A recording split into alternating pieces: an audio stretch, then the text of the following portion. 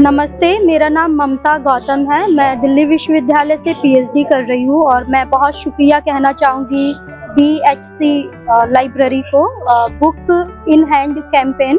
और ये किताब है जो मेरे हाथों में है और मुझे ये शुरुआत बहुत ही बेहतरीन लगी।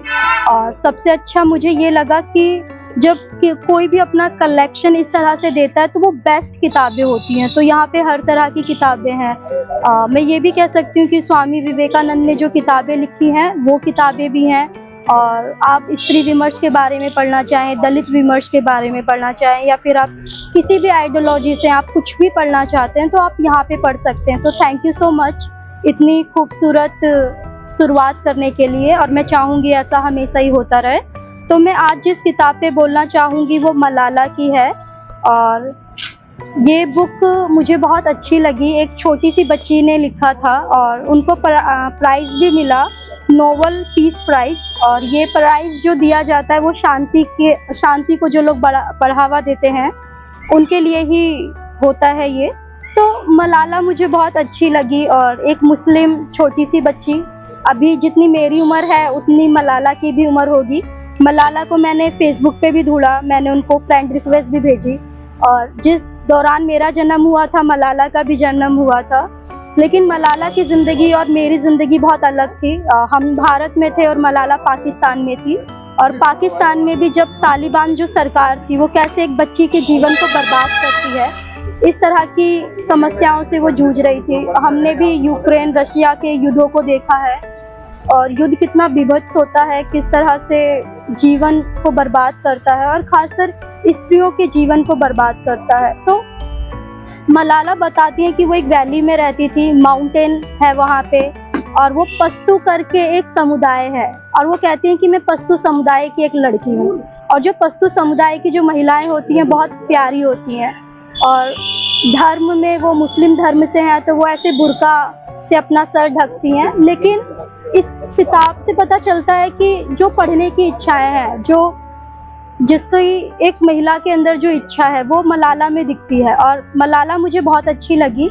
लेकिन तालिबान जो सरकार थी और वहाँ पे जो उनके जो मौलाना थे या फिर जो इस तरह के लोग होते हैं जो चाहते हैं कि महिलाएं नहीं पढ़े, तो इनके जो पिता थे मलाला के, वो स्त्रियों के लिए स्कूल चला रहे थे। और वहाँ पर के रेडियो से कहा जाता है कि नहीं, आप लड़की को स्कूल नहीं भेज सकते। तो वो कहते हैं कि नहीं, लड़कियाँ स्कूल पढ़ेंगी। तो मलाला का जो संघर्ष रहा है, तो वो बम गिरा रहे हैं और बम में जो जीने के जो हालात होते हैं वो कितने बदतर होते हैं। और मलाला कहती है कि आतंकवाद क्या होता है और ये लड़ाई झगड़े क्या होते हैं। आतंकवाद ऐसी चीज़ है कि आपको नहीं पता कि कब आपके घर पे बम डाल दिया जाएगा और कब आप मर जाएंगे। और आतंकवाद इतना भीभत्स रूप है कि लोग आपकी छत पे बम गिरा सकते हैं। हम ऐसे हालातों में रहते थे कि कभी इस स्कूल को तोड़ दिया गया, कभी उस स्कूल को तोड़ दिया गया। हम डरते थे कि हम रात में घर में किस तरह से सोएंगे, क्योंकि हमें लगता था कि बम तो अभी गिरा दिया जाएगा। लोग कहते हैं ना कि युद्ध के नियम होने चाहिए, लेकिन आतंकवाद ऐसा है कि उसके कोई नियम नहीं है।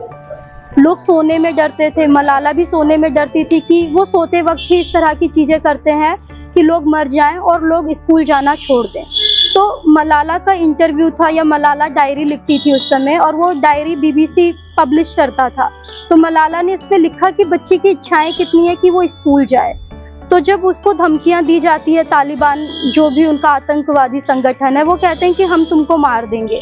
तो मलाला बिल्कुल प्यार से कहती है कि मेरी बात भी नहीं सुनोगे, मुझे मार दोगे। और मलाला खुद से कहती है कि क्या मैं इतनी बुरी हूँ कि कोई मुझे मार सकता है। तो वो सोचो, एक छोटी सी जिज्ञासा है कि आतंकवादियों का कोई चेहरा नहीं होता, आतंकवादी संवाद पे कोई भरोसा नहीं करते, कम्युनिकेशन में उनका कोई बिलीव नहीं है। वो अपनी कट्टर चीज़ों को ला देते हैं कि नहीं, लड़कियां स्कूल नहीं पढ़ सकती तो लड़कियों को स्कूल नहीं पढ़ना है। लेकिन लड़कियां स्कूल पढ़ने जाती हैं, मलाला उसके लिए लड़ाई करती हैं। और एक जो मलाला पे हमला होता है, बंदूक लगती है उनके शोल्डर से होते हुए जाती है, लेफ्ट हैंड साइड से गुजरती है और 3 इंचेस वो उनकी बॉडी में चली जाती है।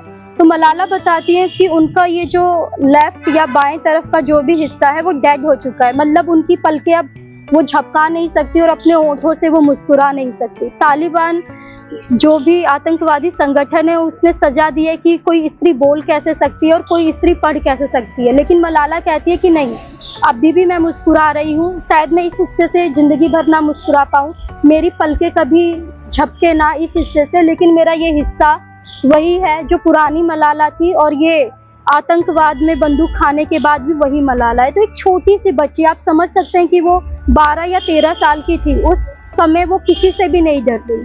बाकी जो लड़कियां थी उन्होंने कहा कि नहीं नहीं, हम डर रहे हैं, हम इस सरकार के खिलाफ बात नहीं करेंगे, लेकिन मलाला ने वो आवाज़ उठाई, उन्होंने उस आतंकवाद का विरोध किया। और वो सबसे अच्छी बात कहती हैं कि नहीं, जब हमारे साथ इस तरह की घटनाएं हुई तो हमें इंग्लैंड भेज दिया गया, और वहाँ पे ये था कि मैंने ये देखा कि जो लड़की बुर्का पहनना चाह रही हैं वो बुर्का पहन रही हैं, जो लड़की जिस तरह के कपड़े पहनना चाह रही हैं वो पहन रही हैं, तो यहाँ पे किसी को भी कोई दिक्कत नहीं है। तो कपड़ा तो कभी भी कोई मुद्दा रहा ही नहीं है, लेकिन कैसे एक धर्म के लिए या कुछ लोगों के लिए ये मुद्दा बन जाता है, क्योंकि स्त्री सिर्फ कपड़ों से नहीं नापी जाती। एक स्त्री के अंदर एक स्त्री होती है जो पढ़ना चाहती है और समाज में उसकी भी अपनी पहचान होती है। तो मलाला कहती है हम इसी तरह का देश चाहते हैं जहाँ पे स्त्री जो पहनना चाहे वो पहने, जिस तरह का वो जीवन जीना चाहे वो रहे। तो मलाला को पढ़ कर के मुझे बहुत खुशी हुई, और एजुकेशन कितनी ज़रूरी है, मलाला ने उसको अपना जीवन दिया है। और मलाला आज भी इस तरह का कैंप चला रही है। मलाला फंड करके उनका एक स्कूल है जिसपे आज भी वो गरीब बच्चों को पढ़ाती हैं जो कूड़ा बीनते हैं या जो पढ़ा नहीं सकते हैं। तो वही है कि आतंकवाद में किस तरह से स्त्रियां लड़ रही हैं और आज भी स्त्रियां संघर्ष कर रही हैं। तो थैंक यू मलाला, मैंने आपको पढ़ा, शुक्रिया सो मच।